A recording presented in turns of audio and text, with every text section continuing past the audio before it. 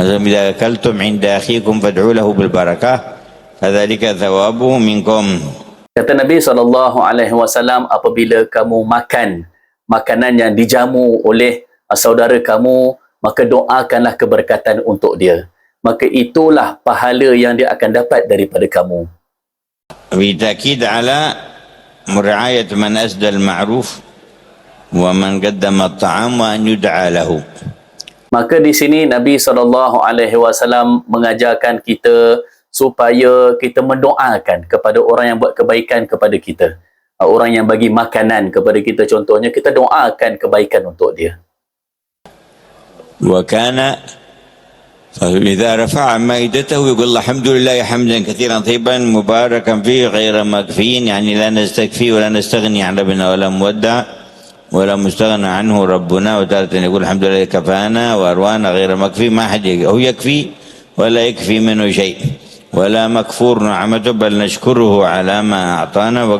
Diriwayatkan bahawa Nabi SAW apabila telah selesai makan dan bekas makanan, pinggan-pinggan atau talam itu diangkat dari hadapan Nabi, dibersihkan, diangkat, maka Nabi akan berdoa, segala puji bagi Allah dengan pujian yang banyak dan pujian yang baik dan penuh keberkatan, dan Tuhan kita itu sentiasa diperlukan oleh kita dan segala nikmatnya tidak dapat dikufuri, tidak dapat diingkari.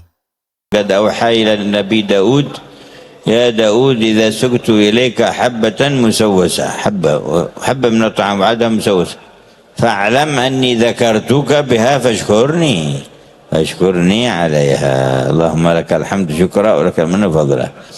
Saya يقول الحمد لله أطعمنا وسقانا وجعلنا مسلمين. Diceritakan bahawa Allah Subhanahu wa taala pernah memberi wahyu kepada Nabi Daud alaihissalam, wahai Daud, apabila aku beri rezeki kepada kamu sebiji makanan, sebutir makanan sekalipun, walaupun sebutir makanan itu tak berapa elok, kan, sedikit rosak, maka ketahuilah bahawasanya aku sedang ingat kepada kamu, maka bersyukurlah kepada aku, kata Allah. Maka itu wahyu Allah ingatkan kepada Nabi Daud supaya bersyukur, walaupun sebiji, sebutir makanan, dan sebutir makanan itu pun tak berapa elok sekalipun, tapi itu nikmat daripada Allah Subhanahu wa taala. Sebab itu Nabi SAW sendiri apabila setelah selesai makan, baginda akan berdoa, segala puji bagi Allah yang telah memberikan kita makanan ini dan telah menjadikan kita dari kalangan orang Islam. Itu doa Nabi setelah makan. يقول من أكل طعاما فقال الحمد لله أطعمني هذا ورزقني من غير حول مني ولا قوة غفر له ما تقدم من ذنبه. فالمؤمن في دين الله وشريعته يأكل ويشرب ويحمد ويغفر له.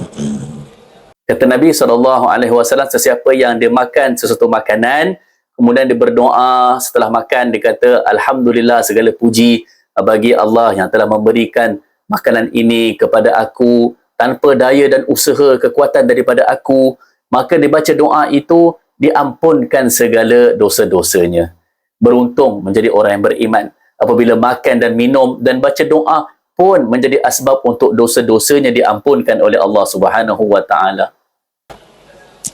لا إله إلا الله. وكذا عظيم يقول من أطعمه الله طعامه فيقول اللهم باركنا فيه وأطعمنا خيرا منه، ومن سقى الله ربنا فيقول اللهم باركنا فيه وزدنا منه. وكان هذا دعاءه إذا أكل أي طعام يقول بارك لنا فيه وارزقنا خيرا منه، إلا إن كان لبنا فيقول وزدنا منه.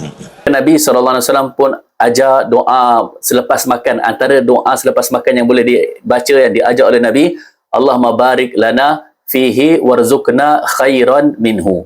Ya Allah, berkatilah kami pada makanan ini dan rezekikanlah kami, ya Allah, makanan yang lebih baik daripada ini. Itu doa yang dibaca oleh Nabi setelah Nabi makan atau minum, kecuali susu. Apabila setelah Nabi minum susu, maka Nabi tak akan kata warzuqna khairan minhu, tapi Nabi akan kata wazidna minhu.